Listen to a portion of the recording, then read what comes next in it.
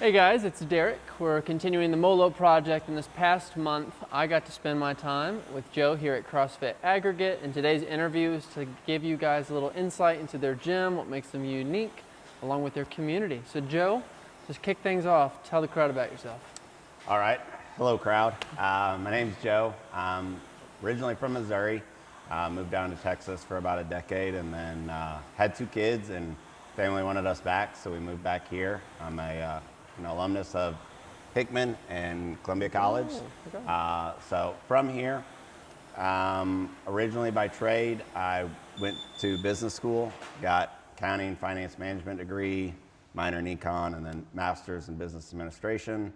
Was doing the whole corporate accounting thing, and I saw these awesome people doing CrossFit. There was women on ESPN2, and fell in love and started, taking my life down that path, and eventually we got to opening a gym. But yeah. Elaborate more on that. What about what you saw on ESPN2 made you want to jump into CrossFit? So honestly, at the time I was doing basically 2-a-days. I was at Gold's Gym, working out in the morning, and then I would do P90X with my wife in the afternoon. And I saw these girls on TV, and I think it was a sled pull workout. It was the CrossFit Games, and they're pulling these sleds. What year was this? So I would have started CrossFit late 2011, early 2012. Okay. So it was probably the 2011 CrossFit Games, 2010 CrossFit Games. No, that's not right. Yes, that's right. Sorry, time, when you're my age, time kind of evaporates. And I just saw this and I was like, this is awesome. What is this called? How do I do this? Is this, like, do I have to travel to a big city, right? Yeah. Now, at the time I was living in Austin, and we got a neighborhood zip code magazine, 78748, and in it a new gym was opening up. Shout out Brody Park CrossFit. They're no longer open. And they were doing free Saturdays. And I showed up to a free Saturday, like a lot of people. I thought, I'm going to dominate this. I'm just going to crush it. And were you pretty trained by then? Yeah, when I started CrossFit, at that moment, I was in the best shape of my life. Okay. I was doing 2-a-days, P90X. If you can get over the redundancy, it works. 100%. There's no doubt about it. Yeah. But it was the same thing. The tapes get boring. So I showed up, and I'm a competitor, so I'm eyeballing people, and I'm like, yeah, I'm gonna murder them. It's a new gym, right? No, I got destroyed, just absolutely wrecked. Finished last, lapped. I was like, what just happened? Go home, tell my wife the story. She's like, oh, too bad it's not for you. And I'm like, I love it. I'm signing up tomorrow. And I woke up, I was sore, and again, I was complaining about being sore. She's like, yeah, it sucks, it's not for you. And I was like, no. This is what I'm doing. I'm going to find a way to do this. Okay. And so, joined a gym, did all that sorts of stuff. And I remember at this point I was, growing in my career. So I'd have interviews, and people were like, well, what would you do if you didn't have to earn money? And my answer was always the same. I'd open up a small CrossFit gym. I'd coach enough clients in the morning or the afternoon. I'd spend my evenings with my family, on a beach or surfing. And while I haven't gotten all the way to that vision, I started working on that vision, and just made it a reality. And I think, part of me never thought it would actually come true, right? But as some may know that are watching this, my life took a pretty unhealthy turn. Yeah. And in 2016, I was, hospitalized several times. I had shingles, MRSA, IBS, 2 seizures, declined for life insurance. I was 225 pounds. I was smoking a pack of cigarettes a day. I was drinking probably a case a day, or at least a 12-pack a day. And it just wasn't going well. But I told my wife, I was like, well, we can keep doing this, and I can die early and you'll be rich, or we can do what I've always said I wanted to do. And without hesitation, she was like, let's do it. And started working on the business plan, and about 6 months later, we opened. And you were, so 2011, 10-ish, you got into CrossFit, pretty heavy. And then 2015, did you move back to Missouri by then? Yes. Okay. So, 2011, I was doing CrossFit. We had the money at the time to where we opened up a home box CrossFit gym in our garage. Wasn't affiliated.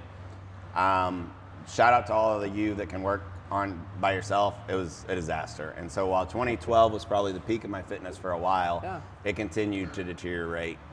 Okay. Eventually we moved from Texas back to Missouri. It was about 2014. And that's when it really started to decline because Sure. I had support. I liked my office in 2014.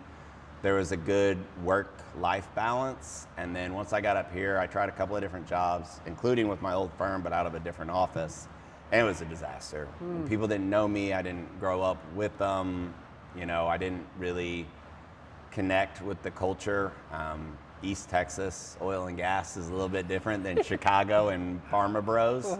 No shot to any side of that. Just they're different. Different people, Okay. yeah.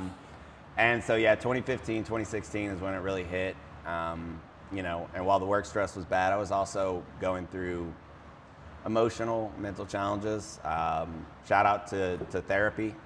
While I can help you with your fitness and stuff like that, you've got to get the mental side of it dialed in. For sure. And I think, and I'll shout out her name. She goes to another gym in town, CrossFit Veris.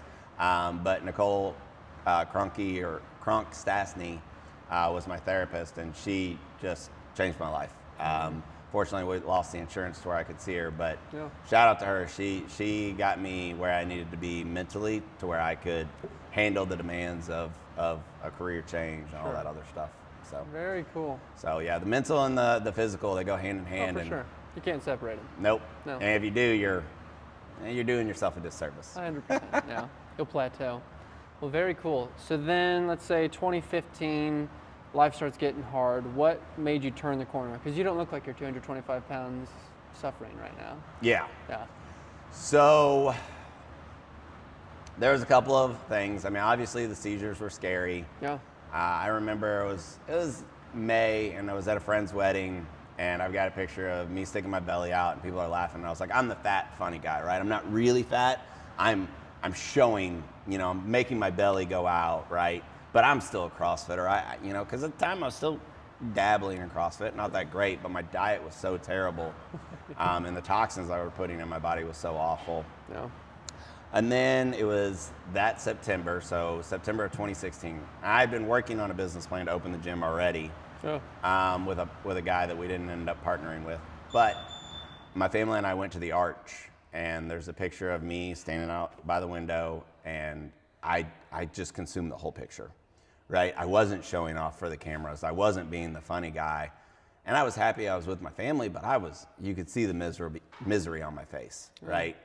I'd never been big. I'd always been, a small guy. I'm small now. I'm fit, but I'm still not, I don't pop out of my shirt. Yeah.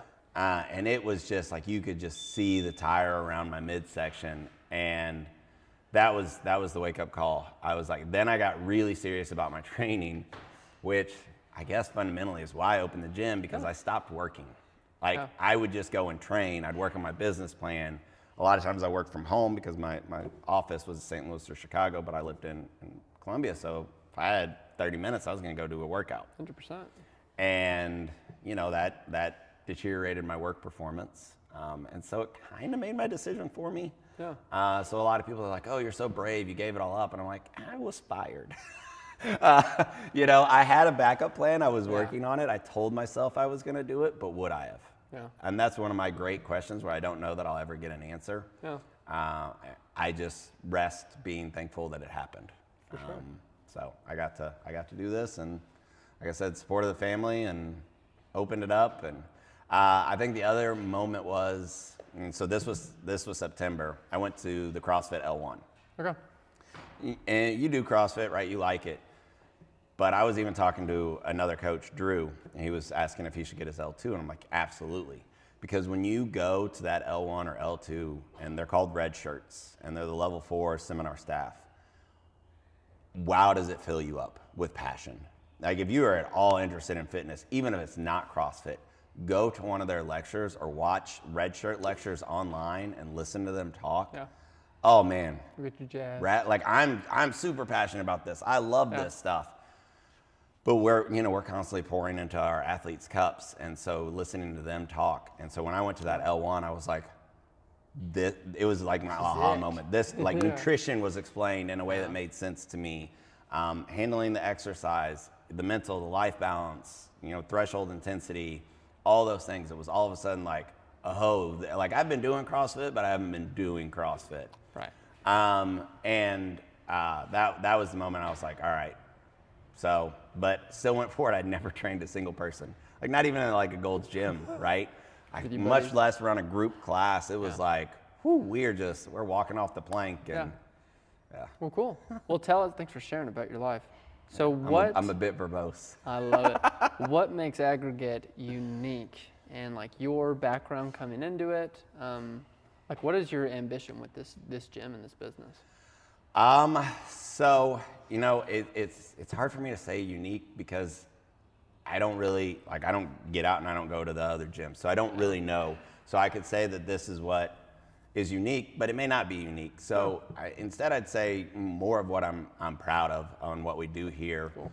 And it's like, I hate saying it because it's so cliche, but I fundamentally care about you. If you come in here, if you're a coach, if you're an athlete, I want to know about your hopes, your dreams, your lives, how we're going to achieve those things, because what we were talking about earlier, it can't just be fitness. It's got to be tied to something fundamentally, to like your personal mission statement. Like, what are you trying to accomplish? Because this is going to get hard.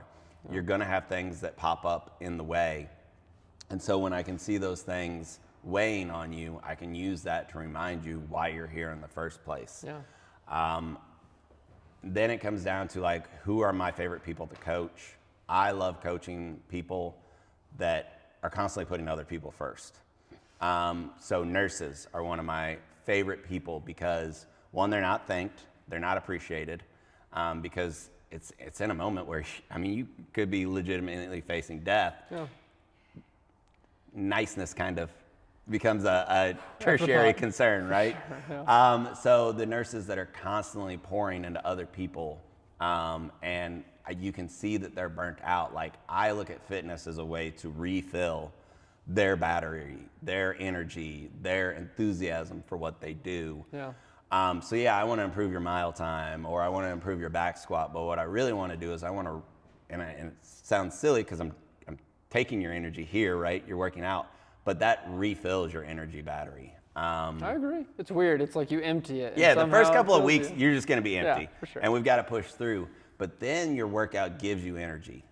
It gives you purpose. It gets you back full for your day. Yeah. And so that's what I really like. In terms of, things that I think that are a little bit different, obviously we've got a huge space. Sure. Space is not ever really going to be a concern. It's huge. Here. So we've got 7,500 square foot, and almost all of it's usable. This tiny office and some small bathrooms. Yeah. So we all have all the equipment and space that you're going to need. But really, for me, what I'm the most proud of is that extra little connection that we're trying to make with you, and understanding that. You're not just a number. Yeah. You're part of the family. And again, if you are a number, I failed. I want to. There's some of the coaches talk about.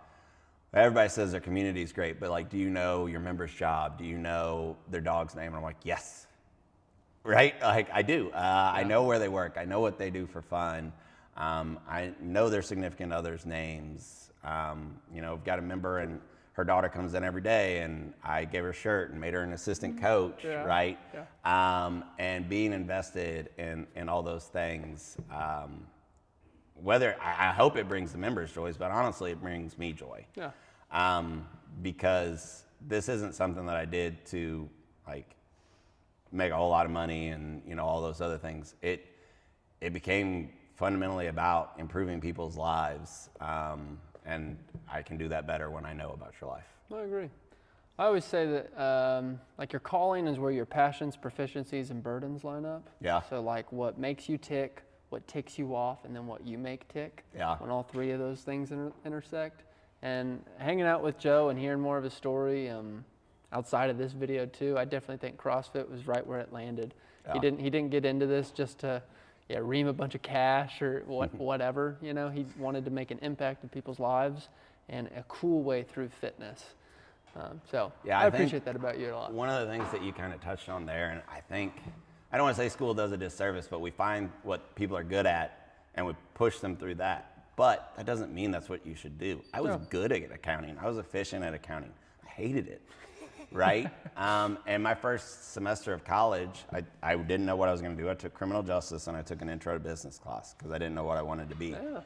And I think about this a lot, but my criminal justice class was at 8 in the morning and my business class was at 2 p.m.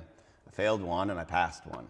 I'll let you assume which one was which, based on what you already know about me. But like, what if that had been opposite? Right. Right? Be in the FBI. Would I be an FBI agent? Because that was one of the things I thought about. Sure. And I thought about marrying the two and being a forensic accountant. And for those of you, you know, Ben Affleck, The Accountant 2's coming out, like, that was who I was going to be, you know?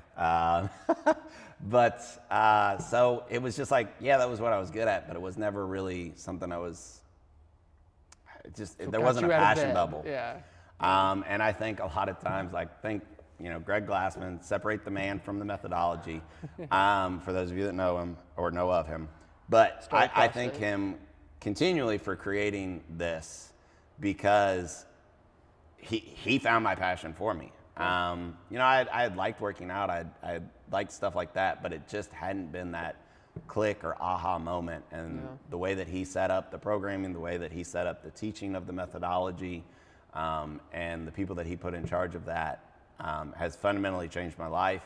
And even if you're not a CrossFit gym, like, think about 20 years ago, there weren't small boutique gyms. No. You went to Gold's Gym. There was some like small studios, but not really. Yeah. It was really like you'd have to go do jiu-jitsu or you went and bodybuilt. And there weren't all these gyms, and now yoga's exploded, Pilates, you know, boutique fitness, whether you're a CrossFit gym or a functional fitness gym or whatever, like, that whole system got to explode. So he just brought fitness to so many people that it previously seemed inaccessible to. Yeah. And so obviously, you know, Kind of married also, like, I feel like cardio was always overemphasized, and then like weightlifting was like kind of evil even in some people's eyes, and CrossFit was like, you could do both and excel. Well, and like, let's talk about weightlifting in the pure sense, right? The clean and jerk and the snatch. American numbers were, we didn't care about the sport, really. Europe and Asia's taken over. So the revitalization of that, and that's now, and it's off on its own, and it's, you know, holding its own caliber. Would have all these things happened with the spread of social media? Maybe, probably. You know, this is one of those things, like, all these things met at this perfect time. But yeah, that finding my passion was crazy. I just remember being an accountant. I was like, everybody's like, oh, you need to find a passion. You need to like really like what you do. And I'm like, I'm here for a paycheck. And I believed that until I had kids. Yeah. And then it was an opportunity cost. What am I giving up to get this paycheck? And it wasn't just time, it was time with my family. Yeah. And when my health deteriorated, it's energy. I can't go out and play with my kids because I'm exhausted. My life's shorter. I'm not going to be able to send my daughter off to be married. I'm not going to get to, you know, raise my son's kids and see them. You know, so all those things started to come in and like be visible to me. And I was like, oh, passion does matter. I wish I would have believed the people that told me earlier that it mattered. That's cool. So. Well, we've been talking about CrossFit and some certain modifiable variables. If someone's never heard of CrossFit, how would you like introduce them to it? Okay. So on the shirt, which you probably can't see, but we got CVFMHI. So the basic CrossFit principle is constantly varied functional movements performed at high intensity. Yeah. So constantly varied, that's where me and the coaching staff come in to play. We write the workouts for every day of the week. When you have different themes for months or periods of the season. Functional movements, I think gets confused because people think, well, I'm not going to do a handstand push-up in real life. And you're right, you're not. Yeah. Not likely. Yeah. But functional movements is just basically all the planes of motion are available to you. Yeah. Okay? So when you're in Gold's Gym or something like that on those machines, you may be moving in one plane or the other, but you're not having to stabilize and, you know, anti-rotation or all these other things. So functional movements are just ways that your body is meant to move through the 3 planes of motion. Yeah, which is this way, Yep, and rotationally. Yeah. So getting all those movements in, and then, yes, like squat, deadlift, those are the basic movement patterns. But to an extent, at some point in your career, you get bored. Yeah. So we throw a handstand push-up in. It's no different than a press, right? It's just upside down, and vertical it's push. a novel movement to keep you engaged and to keep you pursuing more. Yeah. So that's the functional movements, right? It's not, I don't expect you to go walk on your hands at lows. It'd be awesome if you could. Yeah. But, if you do, you're probably going to get laughed at. Sure. I do. Yeah. So, and then the bigger one that gets people is high intensity, right? What's high intensity? Well, that's relative to you. And there's been some discussion on whether we should change it to be relative intensity. I disagree with that. I think we should stay with high intensity because high intensity is where you get the results. Yeah. But high intensity, let's just say it's me. It's my high intensity. High intensity on a day when it's running looks different than on a day when it's rowing. It looks different on a day when it's a back squat max. Yeah. It looks different when all 3 of those are combined. So it is relative, but I feel like that is more intuitively known than pushing to your physical and psychological tolerances on each day. There's days where we don't want you to get in the super highest heart rate that you've got. But if you're going to a good gym with good coaches, the high intensity honestly almost takes care of itself. Yeah. You just need to show up, but what you can't be is afraid of the words high intensity. Okay. And I would say, right, you don't see her, but we've got Lexi here, and you know her name. Her high intensity is very high. Way higher than mine. way higher than Derek's, which is higher than mine, right? And if you're coming in on your first day, your high intensity is going to look completely different. Your high intensity may be, and that's your high intensity for the day. Yeah. But if you go to a good gym with good coaches, they're going to find that line for you. So just separate, like comparing yourself, and it's the hardest thing to do. But in the gym, the best athletes are the ones that understand the hard work it took to get there. Yeah. They're not judging you, they're applauding you. Oh, yeah. Because they've already been through. Everyone's first class is horrible, and everyone knows it. Yeah, everyone knows that. Honestly, the fitter you are, the rougher that first class 100%. Is. Yeah, for sure. Because you have capacity, you know how to move your body. So that's CrossFit. Yeah. There's several other definitions, but essentially our goal is to increase power output. Yeah. And so power output is the intersection of strength and speed. So we try to marry those together. We'll have strength days, we'll have speed days. Universally, we're trying to express power. Cool. And so just developing that and moving through. And the other thing CrossFit says is we specialize in not specializing. So we're generalists. I think another cool way to think about it is like if we had 10 events, you got a mile run, you've got a max deadlift, you've got Fran, which is a CrossFit workout, you've got a swim, you've got some other things. Gymnastics movements. Gymnastics movements, 30 bar muscle ups, right? A gymnast is going to win the gymnast event. A power lifter is going to win the deadlift or the squat. A track athlete is going to win the run. We don't want to win any of the events. We want to finish second in every event. Yeah. Except for the CrossFit specific workout. But your power lifter, right? He's going to hit the deadlift, but he's going to finish. If he finishes the run, right? It's going to be at the end. And the 30 bar muscle ups, right? If they've got strength, they can probably do them strict for 5 or 10 reps. Yeah. They can maybe even finish all 30, but it's going to be 10 minutes. Taxing. Yeah, and so the opposite with the track athlete, right? He's going to be able to run that mile in 4 minutes, but his deadlift's going to be 100 pounds. So we're trying to be good at so many things, but not the best at any single thing. Yeah, it's like mediocre at everything, and slowly raise that bar. Right? And I started a blog, and I don't even know if it's still out there. I hope it's not. But it was, the tagline was imperfectly average, living life in the gray. And so I'm not great at anything, but and I hate the expression jack of all trades, master of none, but that's kind of what my whole life was. Yeah. And so then when I find out that that's CrossFit's whole thing. I was like, well, this is perfect. This is what I should be doing. Awesome. Yeah. So, yeah. Here, let me pause 1 sec. I just got a notification to make sure it didn't end the video. Okay, it didn't. Perfect. Okay. I was like, please don't end that one. I was like, no. Okay. So let's break these down for a moment, just so we make sure we understand it, because that's their philosophy. Constantly varied. You say you guys like write out the programs. Does that mean you will never do the same thing twice? Do you guys do back squats once a week, or like what movements are you constantly varying that are different? Like what can people kind of anticipate? Gotcha. So with the constant variance, so we will use a season as a benchmark for when we're changing everything. Okay. And so for us, our season is the CrossFit Games season. Now that does not mean our goal is to get you to the CrossFit Games, okay? So the CrossFit Games happen in August.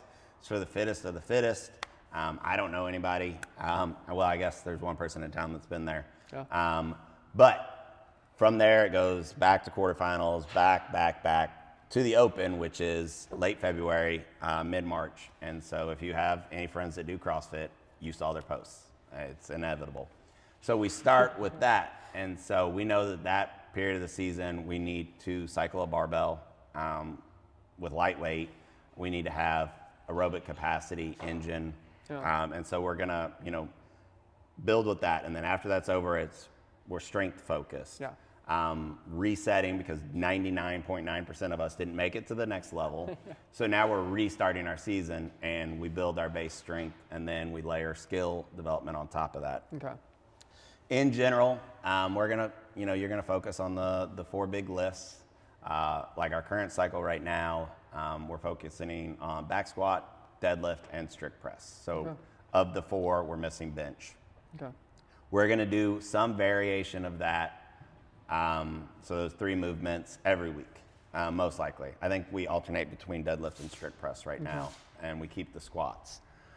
So you're gonna see those, but we're gonna change the rep scheme. We're gonna tell you the percents that are gonna change, and stuff like that. And then we'll have our Metcon, metabolic conditioning, cardio, whatever you wanna call it. Yeah. We don't call it just cardio because when you hear cardio, you think get on a treadmill.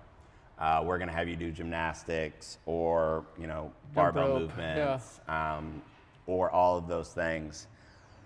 So you're gonna repeat strength. You're gonna notice that you're repeating strength, that you're seeing those. Variables will change, times of the season will change. Yeah. And then our workouts, there are a few workouts that have global names in CrossFit. So we may write workouts that I guess theoretically possible that you'd never, ever see again anywhere. Yeah. But we've got workouts like Fran that I mentioned earlier, it's a universal CrossFit, perhaps the best known CrossFit workout, 21-15-9, thrusters, pull-ups. The goal is 4 minutes on that. The fastest time in the world is, I think, 1:58. The first time I did it was scaled, and I think I was at 11 minutes. So I missed the mark a little bit. That's a workout you're going to do several times. Yeah. I've probably done it once a year over my career. There's certain workouts that I do every year without fail. They're generally hero workouts, so they're for people who died in the line of action. One of the Murph is one that's coming up that you'll hear people talk about. That's done on Memorial Day. I do Hot Shots, which is for the Granite Mountain firefighters that died. Yeah. I'll do the 6, which is for 6 CIA agents that died. Victoria Soto, one of the school teachers, for Sandy Hook. There's a workout for her that I do every year. So there are workouts you're going to repeat. Yeah.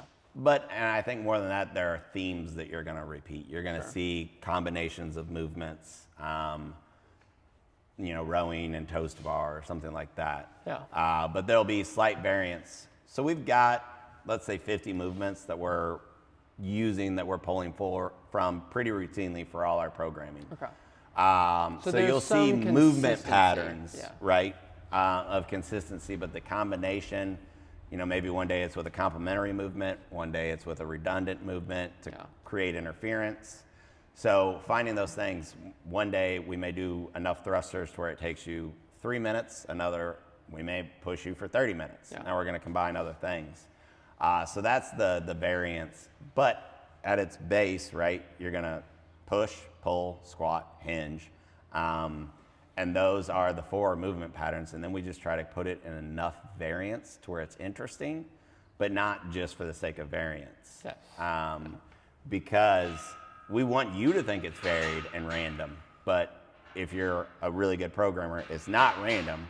It just looks like it's random. Yes. And that's what keeps you coming in, right? Yes. That's kind of why I brought that up, because a lot of people think like, man, I never do the same thing. Like, am I just aimlessly, like, are they just throwing a workout together and we suffer through it? Every time, they'll do like mesocycles and big cycles. Maybe every 13 weeks, like an emphasis is on strength. And then the emphasis might shift to more anaerobic capacity, or we're going to focus on skill or technique on our deload week. Yeah. And so you're always going to be doing different movements, which is nice. You should never get bored. I don't know how you could, but there's always a goal behind it. It's not just aimlessly moving. Like, there is strategy involved. And I would even say, and not to belay that point, but sometimes we do intentionally make it completely random, right? You know, when there's one of the first CrossFit Games workout, it was called the Hopper, and they literally just put a bunch of movements in a hopper, cycled it around like bingo, and then just took a movement out and said, that's movement 1, that's movement 2. And you know, that's the other thing that CrossFit will say is the unknown and unknowable. So you don't know what life's going to throw at you. So you've got to be prepared for just anything to pop up. Yes. And that's that, again, generalist mindset versus a specialist mindset. Yeah. You're trying to build like capacity to be ready for anything. Yep. Yeah. And that goes into building capacity across broad time and modal domains, right?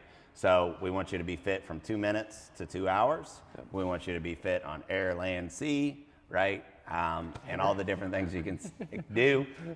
Fortunately, we don't have sea here, so we're not gonna do any just swimming. Lakes and rivers. Yeah, you'll have to go to somebody else to learn how to swim. Yep. But we've got some people. We've got a swim club. Oh yeah, so, for sure. So on functional movements, we got push pull, a squat, and a hinge. Kind of what you guys focus on. What are, like, say you guys are focusing on back squat. If someone's watching this and they're like, man, I'm just like not a really experienced lifter, like, are they going to throw me in a barbell and I'm just going to have to suffer through it and break my knees and my back? I mean, of course, clearly. Right.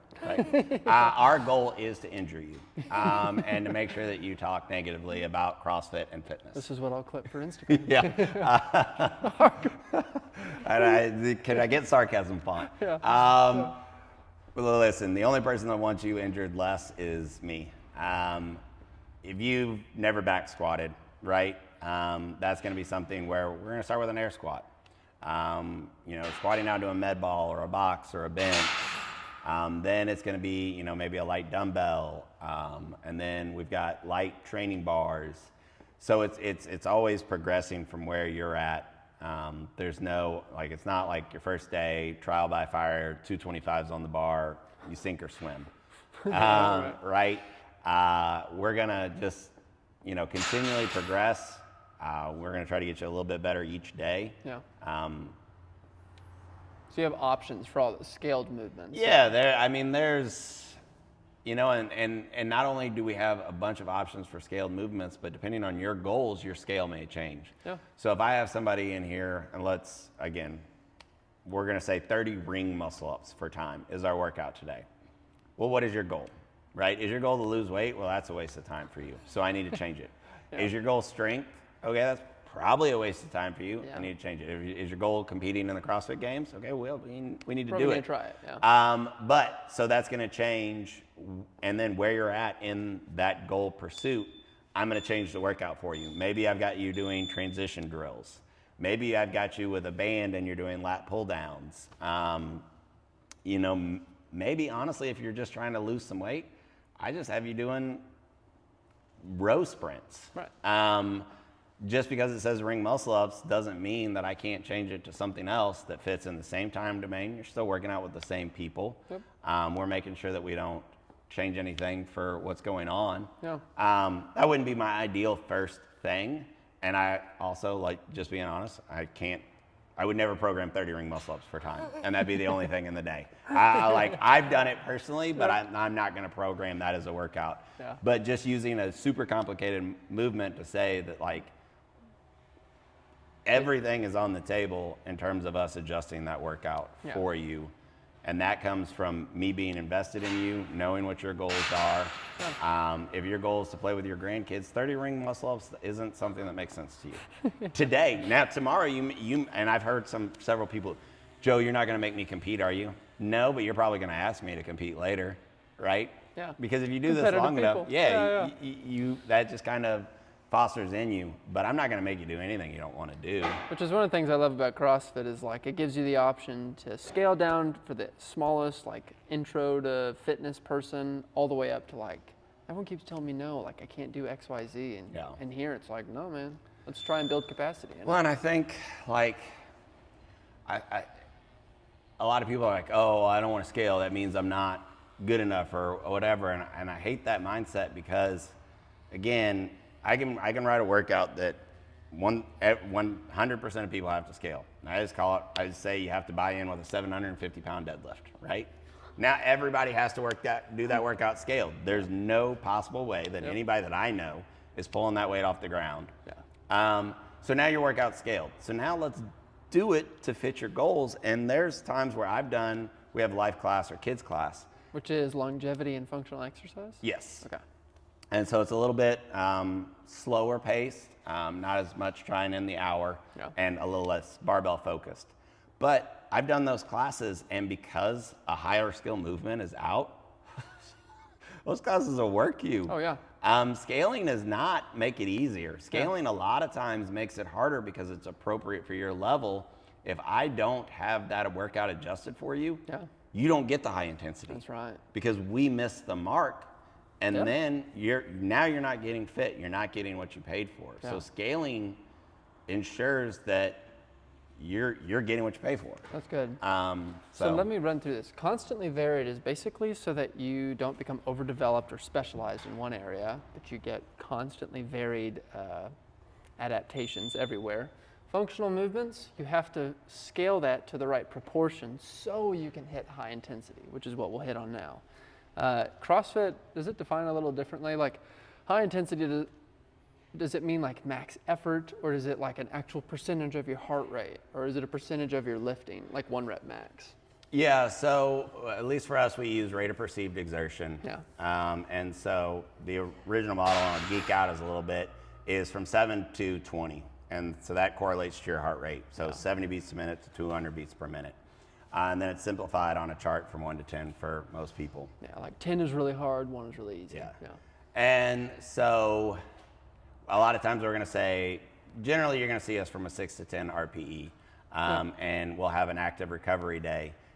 And for us, right, we have to write for everybody as if they're coming every day. So we need to vary those intensity levels. But you individually, you may not come in here every day. So just because we say it's a 6 out of 10 that day, you may need a 9 out of 10 that day. Yeah.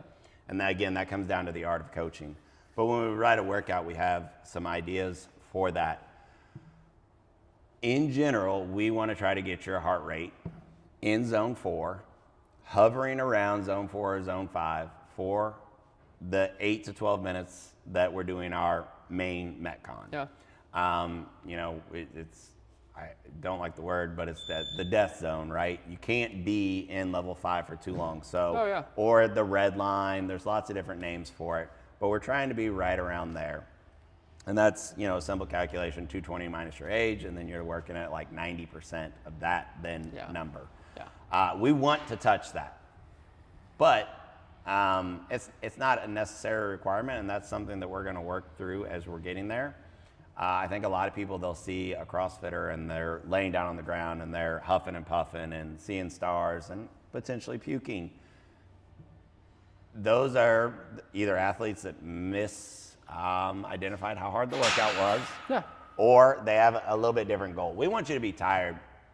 We want you to be there once every week, maybe, but not every day. Touch it. Yeah. Yeah, we want you to touch it. Stay there. But we're not trying to stay there. Yeah. And again, this comes down to, well, what's your week been like? Was your boss rude? Did you miss a deadline? Did your wife forget your anniversary and now you're sad? Because we know guys would never forget anniversaries. Right? So we've got to find how much you have left in your cup to give, but just showing up is going to get you a lot of fitness, especially when you're starting. Yeah. And then we've got to kind of push that needle a little bit further. But we want, I'm not going to shy away from it. We want you to be uncomfortable during the workout. Yeah. That's how you grow. Right? If it doesn't challenge you, it doesn't change you. I like that. That's a good quote. So we gotta get you a little uncomfortable. For sure.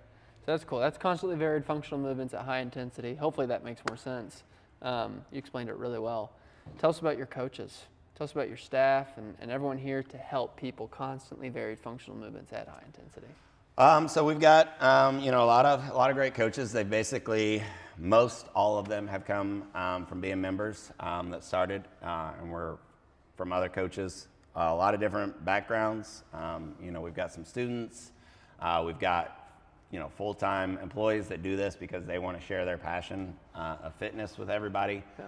I think, I'm not, and I'll just be honest, I'm not the best mentor when it comes for coaches, but part of that is because I don't want a clone of myself. I know the way I coach class, but I want Bryce to coach class the way he coaches class. I want Piper to coach class the way she coaches class, and find those unique ways to connect, because I think I can teach anybody how to coach a squat.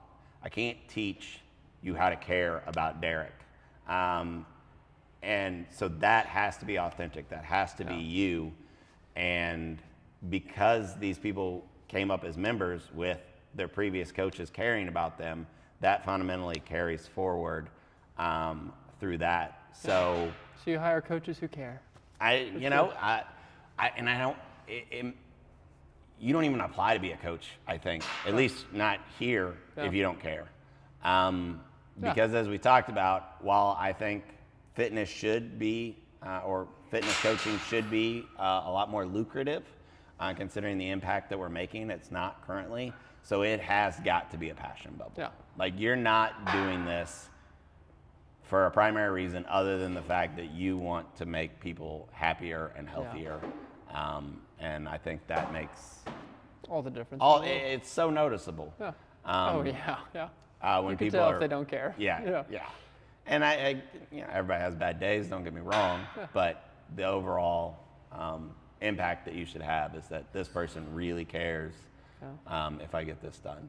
That's very cool. And they're all L1 certified, like the CrossFit certification? Yeah, so you can't coach a CrossFit class without a level 1 coaching. We've got some that are going through their level 2. Our life class is a non-L1 coach because it's not technically CrossFit. You don't have to have it. But he is doing his L1 currently. Just, I'm a stickler for details, so I want to be exact on that. I'm a level 2 coach. Hopefully we'll be a level 3 in a year or two. And getting that, the CrossFit coaches go up to a level 4 right now. I focus more on taking specialty classes, so Olympic lifting, aerobic capacity. Next one is gymnastics. And so finding those specialty things to just add a little bit. And one of the things that I've prided myself on this year is I've hired the L4 coaches to basically critique my classes. And so I record my classes and I get feedback from the people that train all the CrossFit coaches. That's awesome. And so I'm watching their classes, at least one class a week, and picking up little things on how I can be a better coach, more technically available, and the presence and attitude is there. And I'm not the rah guy, but I am invested in your success guy. You care. That's awesome. Well, you've given us a great explanation of your gym. I like that you said, I'm not going to focus on what's unique, but what you're proud of. I think that's really cool. I think we explained CrossFit really well, and you got coaches who care that are certified and trained to watch people's movement patterns and scale accordingly. So how do people get in touch with you or start an intro class to CrossFit Aggregate? So great question. The easiest way would be to go to our website. The front page has book a free intro. That would go into just booking a 30-minute session with me to come in the gym and talk. Once I'd see that, I'd probably send you some texts, find out more about you, see if we could jump on a quick phone call. And then during that 30-minute session, we're just going to find out what you're trying to achieve through your health and fitness, and we're trying to find your why and identify that to a SMART goal. So specific, measurable, achievable, related, whatever. All those things. Because we're proud of our culture, we're proud of our community, we're protective of that culture and that community, and just being completely honest, there are people that aren't a fit for us. That doesn't mean you're not a fit for CrossFit. It's just uniquely us, and the way that we do things may not work for you. So while that's you screening and interviewing us, it's also us interviewing and screening you to make sure that we're a good fit. From there, generally, and I'm kind of going away for this, but we let you try a class. And then after that, we kind of touch base and we're like, okay, was the class too overwhelming? Do we need to do personal training? Have you moved before and everything fit? You got along with the coaches, you kept up. Okay, maybe you just go into group classes. And again, pairing all that information then with your goals as well, and making sure that we're going to be able to achieve those goals. And all that's free. There's no risk in that. If we're not a fit, as I've said before, we know enough other gyms and people, and we're going to recommend. I